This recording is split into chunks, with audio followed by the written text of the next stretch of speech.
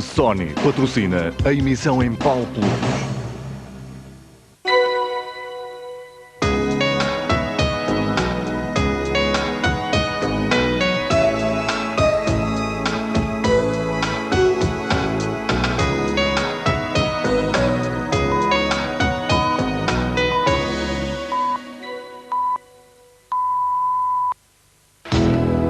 Este programa vai ser transmitido no sistema Pal Plus. Morreu Marshal Spínola, vítima de uma embolia pulmonar. Tinha 86 anos. O TV Jornal recorda o militar brilhante e o homem controverso. A Vila Tarouca vai ter estação de tratamento de águas residuais, mas numa zona proibida, em plena reserva ecológica. Inédito em França, um avião foi assaltado no aeroporto. Os 4 ladrões roubaram um cofre e fugiram.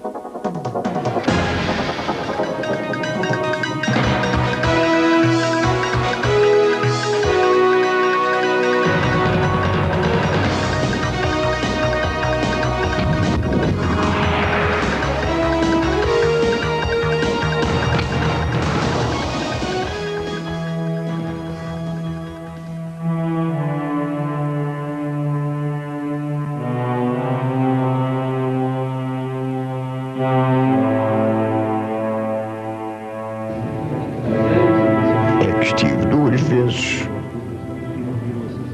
para cumprir missões de vida ou de morte. Em ambas as vezes quis o acaso que eu faltasse.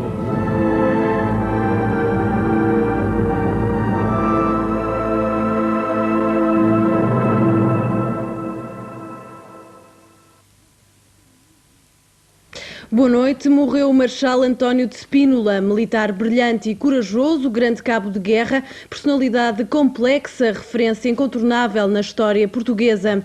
Eram 4h30 da madrugada quando o ex-presidente da República morreu em Lisboa, vítima de uma embolia pulmonar. O Marshal Spínola contava 86 anos e estava internado no Hospital Militar de Belém há vários meses. O governo português decretou 2 dias de luto nacional. O corpo do Marshal encontra-se em Câmara Ardente, na Basílica da Estrela, em Lisboa, onde amanhã, pelas 10 horas, é rezada a missa. O cortejo fúnebre segue depois para o talhão da Liga dos Combatentes.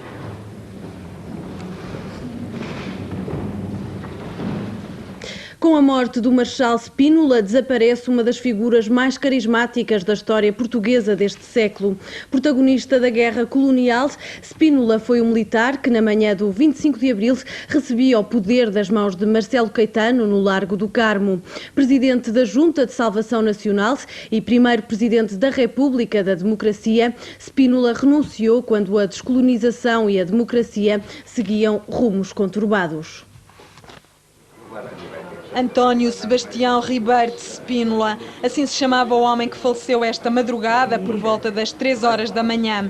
Figura central na transição da ditadura para a democracia, Spínola fez o seu primeiro alerta para os perigos da política nas colónias da África em fevereiro de 1974, com a publicação do seu livro Portugal e o Futuro.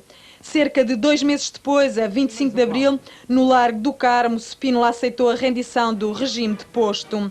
Presidente da Junta de Salvação Nacional, proclamado Presidente da República a 15 de maio de 1974, Spínola viria a renunciar ao cargo a 30 de setembro do mesmo ano. Para o militar, o novo Portugal e o processo de descolonização tomavam um rumo bem diferente dos seus ideais. Nascido em Estremosa em 1910, Spínola era atualmente membro do Conselho de Estado, por inerência, e foi nomeado por Mário Soares como chanceler das ordens militares. Depois da vida pública, anos de uma vida discreta que terminou esta madrugada, após prolongada doença que já tinha levado o Marshal a longos períodos de internamento no Hospital Militar de Belém. Com a sua morte, desaparece um dos protagonistas da guerra colonial, mas também da democracia portuguesa. Mas no meio da guerra, em negociações secretas para a independência, António de Spínola nunca chegou a conhecer os que esfiavam o movimento de libertação.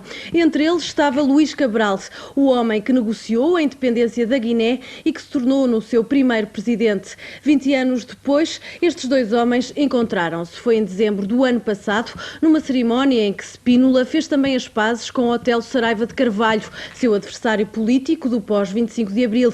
A TVI registou esses momentos e entrevistou em exclusivo António de Spínola. Uma conversa que agora recordamos. Hoje está convencido, Sr. Marshal, ao fim destes anos todos, que a solução da Guiné, Angola e Moçambique teria sempre que ser uma solução política e não de guerra e não militar? Indiscutível. Essa é a minha convicção. Era e continua a ser, sem dúvida. Cometeram-se muitos erros aqui. Quem? Quem é que os cometeu? Olhe, o Marcelo e tantos outros. Sendo um homem militar e estando num polo de guerra, tentou tudo para fazer a paz, nomeadamente com o PAIGC. Tudo. Não tenho remorsos de ter contribuído em nada para a guerra e para a manutenção daquele espírito de guerra. Tentou fazer a paz, mas não o deixaram, foi isso? Foi. Pode ter a certeza que foi. O que é que o Dr. Salazar lhe disse para tentar fazer a paz? Tinha uma noção exata do palco de guerra. Parece impossível, mas é verdade.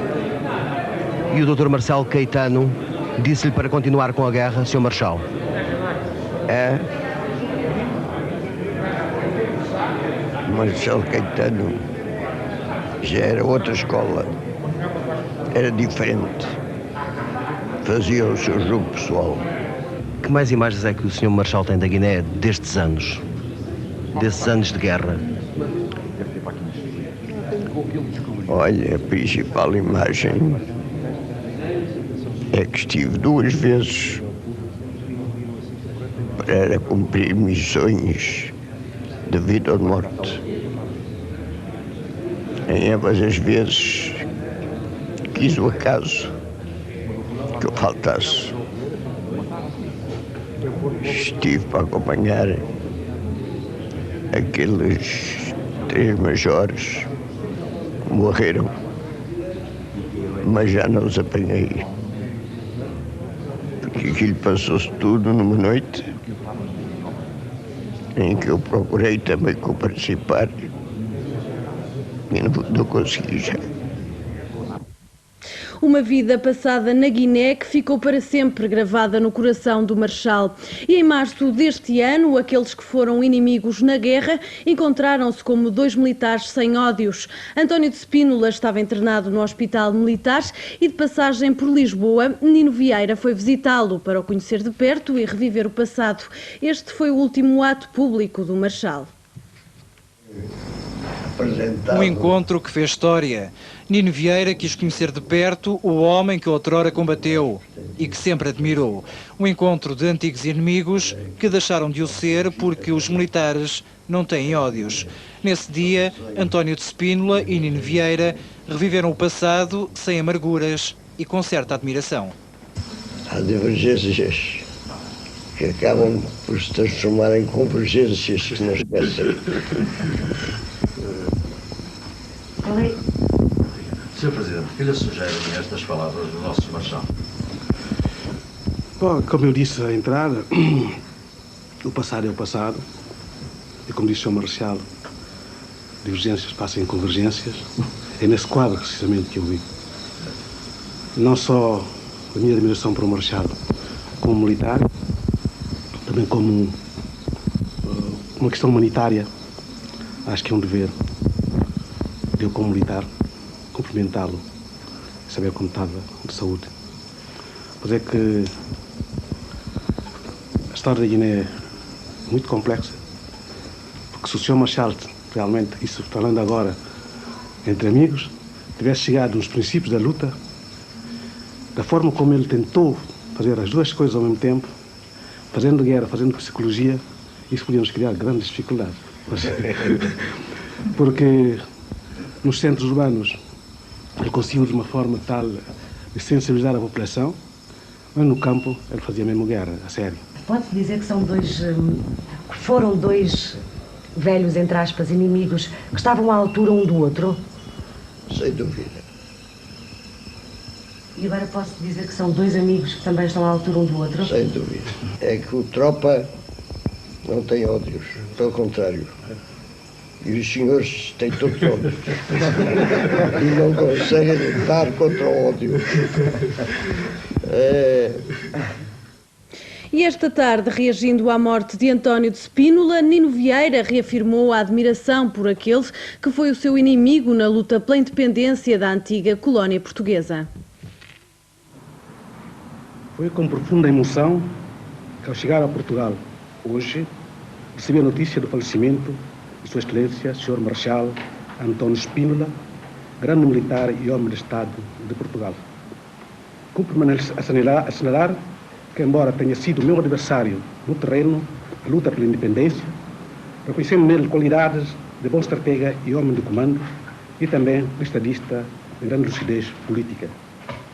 Um dos seus méritos foi ter cumprido